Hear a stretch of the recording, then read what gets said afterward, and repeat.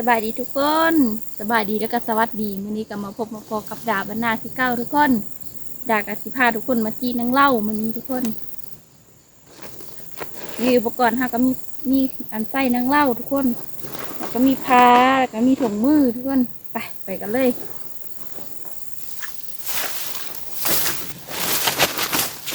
ทุกคน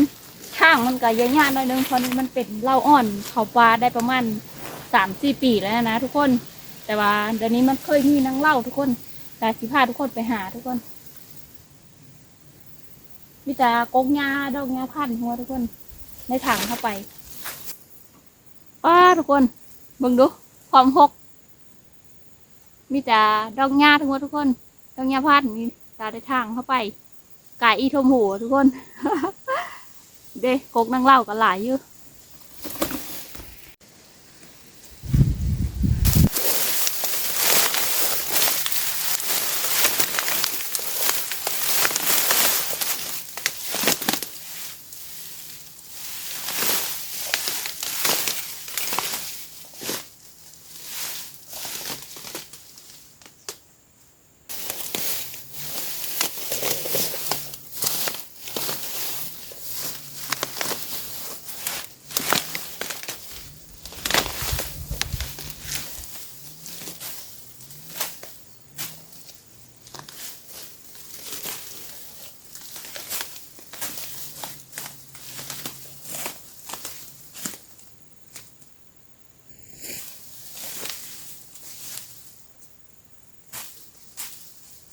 คนตอนนี้ดากมาฮอตก่อมาแล้วทุกคนตรงไหนบัง นี่ดากเตรียมถุงมือมากทุกคนอันนี้บ่ใส่บ่ได้เด็ดขาดทุกคนหมุนคักๆกันค่ะบ่ใส่นะมือเขานะแบบใบมันครบนะทุกคนสำเร็จกับใบมีด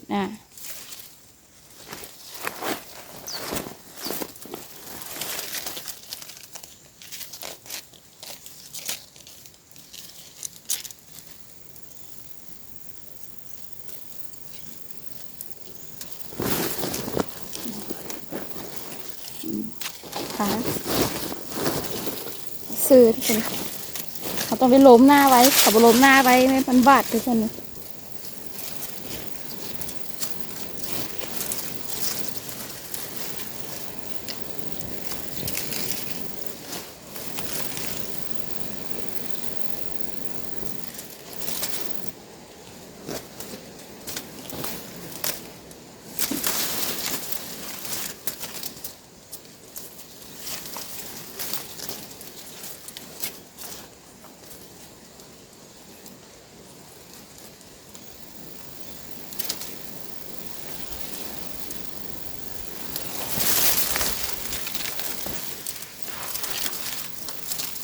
คนเสร็จเรียบร้อยพร้อมทุกอย่างดีได้เลยแบบนี้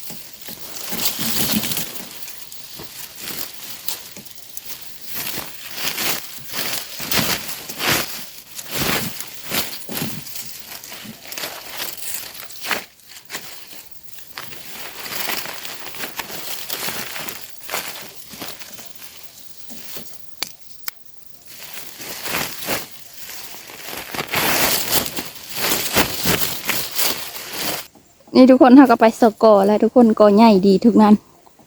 จะว่าแห้งหลาย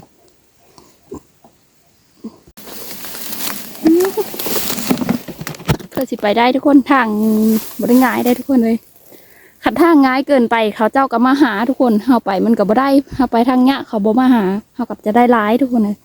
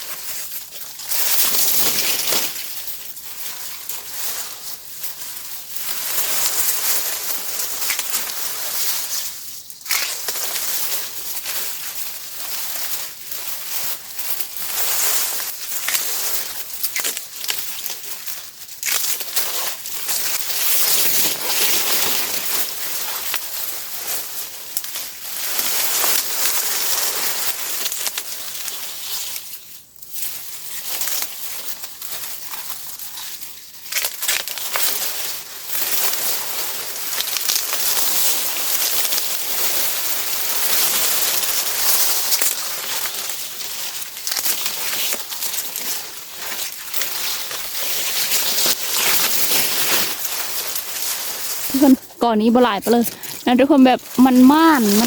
มันจะออดอกนะทุกคนมันลักษณะมันจะเป็นแบบนี้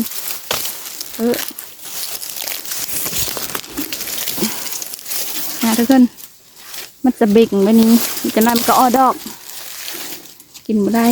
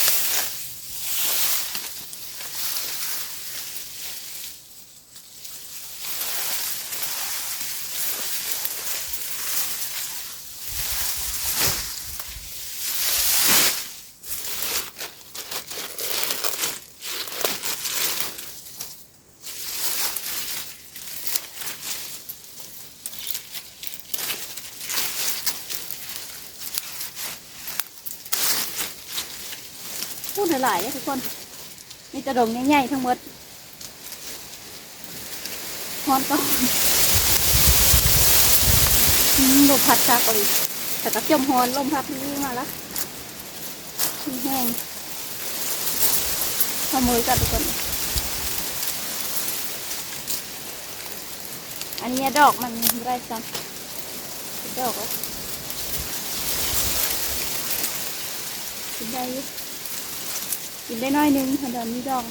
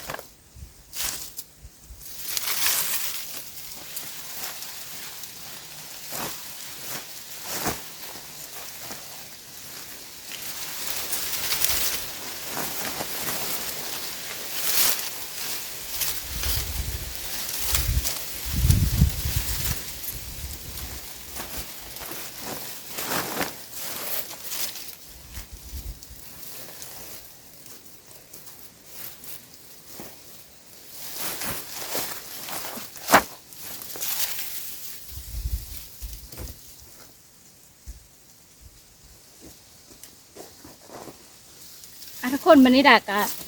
พออะไรทุกคนได้หลายแล้วได้เวลากลับแล้วทุกคนเอาหลายกว่านี้ยันแบบบ่ไหวทุกคนดากะได้มือแล้วบัดนี้ทุกคน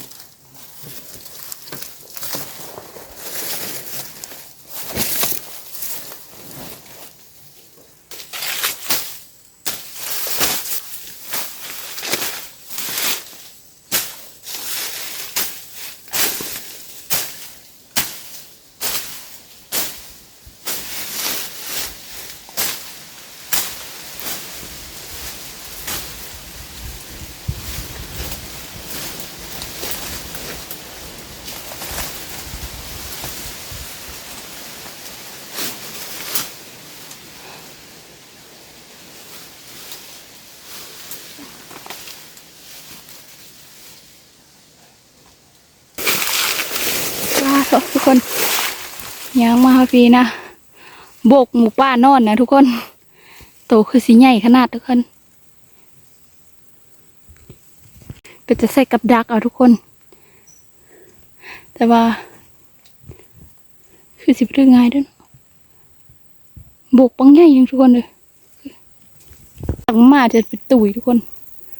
โอ้โหดักอาซีกลับไปเดินพักก่อนทุกคนเลาะห้วยทุกคนได้เลาะอันห้องขึ้นคันไปตามปลาเล่านะมันจะหกแล้วก็มันมักคือมีเห็บทุกคนเลยดาก็เลยได้เลาะห้วยขึ้นทุกคนเลยนี่ก็ขึ้นมื้อสุดท้ายแล้วทุกคนนี่ก็คือคำแล้วดากะสีเฮือนถ้าตั้งเลยเก็บเครื่องเก็บของดาสีเมืองแล้วทุกคน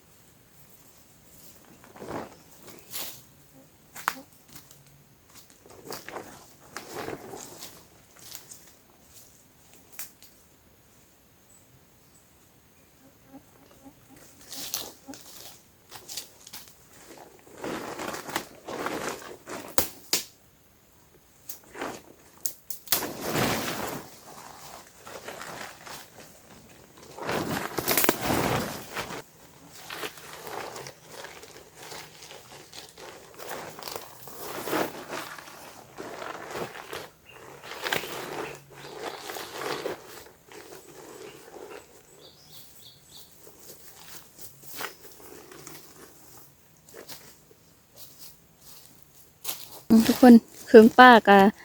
ได้สารได้นังเหล้าทุกคนดากะจะมือแล้วบานนี้ทุกคนได้มือพอมาตอนทุกคนเลย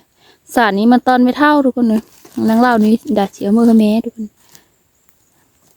นังเหล้าแม่ดามักกินสารนี้ขมนี่นะผู้เฒ่ามักกินนะทุกคนเลยมีดามากเบิ่งดา